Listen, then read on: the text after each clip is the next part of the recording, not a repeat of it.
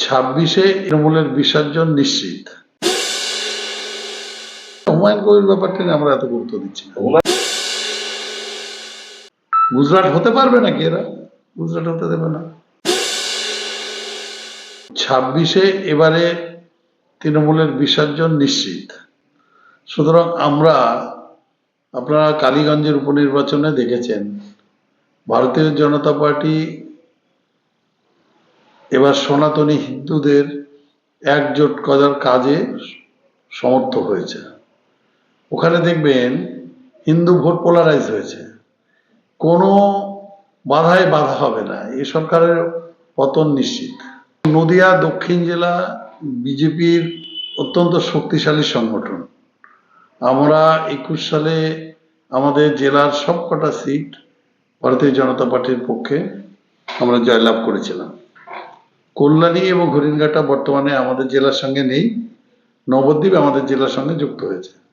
এবারে আমাদের 7টা বিধানসভা, নিশ্চিতভাবে আমরা 7টা জিতবো। এখানে ওই আপনার লক্ষ্মীর ভান্ডারে কি বৃদ্ধি হলো না হলো বা যুবশ্রী প্রকল্পে কি টাকা দিচ্ছে, এটা কোনো ফ্যাক্টর না। এখানে উদ্বাস্তু আপনার মতুয়া, তারা তাদের নাগরিকত্ব,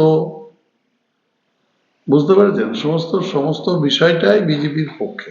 দেখুন, এসআইটা একটা নিরন্তর প্রক্রিয়া, এটা অনেক কাল ধরে বন্ধ ছিল, সুতরাং আবার নতুনভাবে চালু হয়েছে।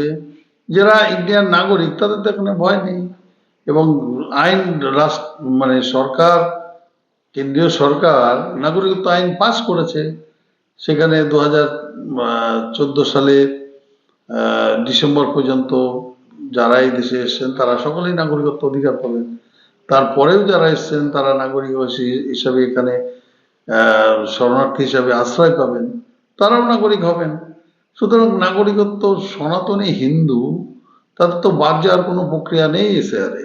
আপাতত মনে হলেও কিছু বাদ গেলেও বাদ যেতে পারে।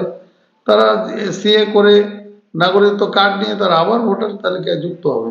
দেখুন, বাস্তবিক ক্ষেত্রে মমতা ব্যানার্জি সংখ্যালঘুদের দেখায় যে আমরা সংখ্যালঘুদের পক্ষে।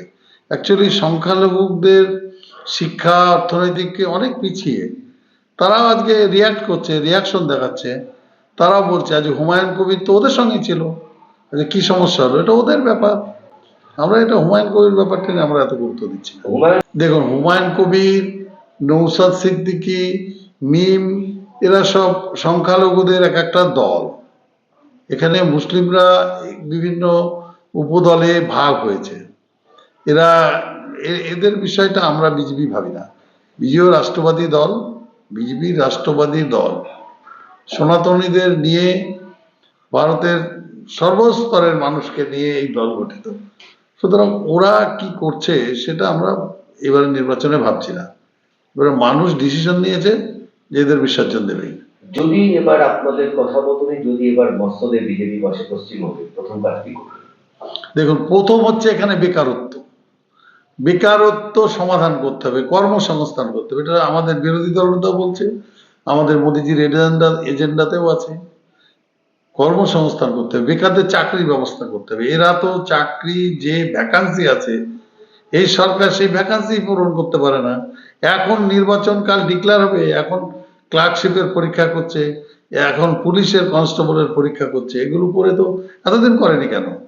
এখন আজ বাদে কাল নির্বাচন, 2 মাস পরে নির্বাচন।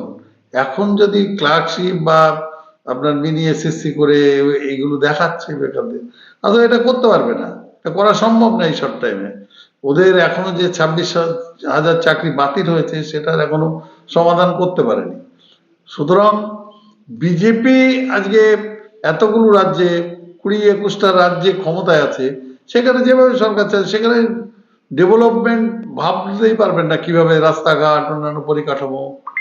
গুজরাট, এরা বারবার মুখ্যমন্ত্রী বলেন গুজরাট হতে দেবো না। গুজরাট হতে পারবে নাকি এরা? গুজরাট হতে দেবে না। আগামী দিনে যদি আপনাদের মসনদ পান, কাকে মুখ্যমন্ত্রী? দেখুন, এইটা আমাদের দল বড় গণতান্ত্রিক দল, এটা এইভাবে মুখ্যমন্ত্রী প্রজেক্ট করে হয় না। দিল্লিতে আপনারা দেখেছেন রেখা গুপ্ত, কেউ নামই শোনেনি, বুঝতে পেরেছেন? আমাদের দলে রাষ্ট্রীয় সভাপতি হয়েছে 45 বছরের একটি ছেলে, সুতরাং আমাদের দলে যা দল ঠিক করবে, সর্বভারতীয় নেতৃত্ব যেটা ঠিক করবে সেটা মেনে নিতে হবে। বামেরা বারবার বলছে বিজেপি আর তৃণমূলের সেটিং। বামেরা তো শূন্য, বামেরা 214, আমরা আমাদের কোথায় চলবে, আমাদের হাতে পান ভোমরা আছে সরকার, এইসব কথা তো আপনারা শুনেছেন। বামেরা তো যে পলিসি করেছে সে পলিসিতে 21 সালে শূন্য হবে এটা আপনারা ভেবেছেন? বামেরাকে এখন এখানে একদম ক্যালেন্ডারে পরিণত হয়েছে। একদম সেই সামনে অনেক সময় নষ্ট করলাম। ভোটের রাজনীতি আপনি মানে জানেন, vote regulation by the ballot rather than ভোটের। গণতন্ত্র হয় ভোটের মাধ্যমে, গুলির দ্বারা নয়। কিন্তু বঙ্গে ভোট মানে গুলি, রক্তক্ষরণ, অনেককে হারাতে হয়। এই রাজনীতি কবে বন্ধ হবে? দেখুন, আমরা এবারে বুথ লেভেলে সংগঠন শক্তিশালী করার কাজ চলছে। আমাদের দলের কেন্দ্রীয় পর্যবেক্ষকরা বিভিন্ন ভাবে নিচের লেভেলে আমাদের যে বুথ স্তর, শক্তি কেন্দ্র স্তর, সেখানে সংগঠন পরিকল্পিতভাবে সাজানো হচ্ছে। আমরা এবার তৈরি, সর্বস্তরে তৈরি। আমরা একদম যেরকম ব্যালটে ভোট করব এবং কাউন্টিং নিয়ে ঘরে ফিরবো। এবছর কাউন্টিং বলতে এসডি অফিসে হতে পারে, তাতে কি সুবিধা হবে? এটা আমাদেরই দাবি ছিল যে কাউন্টিংটা একটা সুরক্ষিত জায়গায় করার, কারণ ওরা বিভিন্ন রকম বিভ্রান্তি করে। প্রথম হাফের পরেই, টিফিনের পরেই বিভিন্ন রকম ছড়ানো শুরু করে, এই হয়েছে সেই হয়েছে, বা আতঙ্ক করার চেষ্টা করে, দলবল মিলে ঢুকে যায়, সেটা আবার করতে পারবে না। তার জন্য এটা একটা প্রস্তাব আছে যে যেখানে প্রশাসনিক দপ্তর সেখানেই করা। এত আগে 440 কোম্পানির আধা সামরিক বাহিনী বঙ্গে ঢুকে গেছে, তবে কি বঙ্গে এই ভোটের রাজনীতিতে রক্তক্ষরণ হবেই মনে হচ্ছে? না, দেখুন, বহু বুথ আছে, সেন্সিটিভ বুথ। এটা বিভিন্নভাবে দলের তরফ থেকেও রিপোর্ট যাচ্ছে বা আইবিদের তরফ থেকেও রিপোর্ট আছে যেখানে ওরা গন্ডগোল করে। এটা তো আপনারা জানেন যে সন্দেশখালী, ডায়মন্ড হারবার বিভিন্ন এলাকায়, ভাঙর, সেখানে তো ভোট করতে দেয় না, এজেন্ট বসতে দেয় না।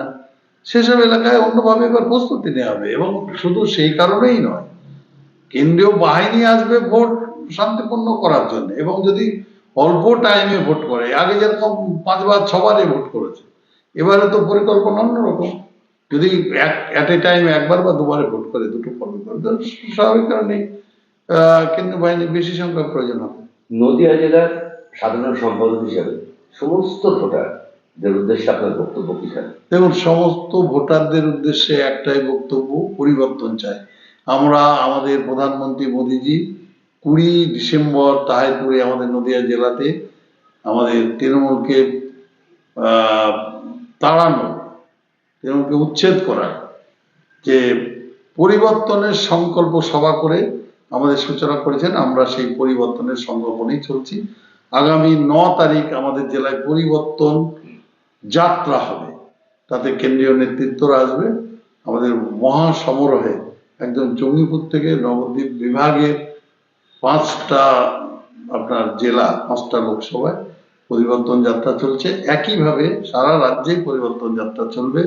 10 তারিখ শেষ হবে এবং লাস্টে সর্বশেষে মোদিজি ব্রিগেডের জনসভার মাধ্যমে 18-19 তারিখে এই পরিবর্তনের সংকল্প আমাদের মানে সফল হবে। আমার নাম হচ্ছে শ্যামাপ্রসাদ বিশ্বাস, আমি নদিয়া দক্ষিণ সাংগঠনিক জেলার ভারতীয় জনতা পার্টির সাধারণ সম্পাদক।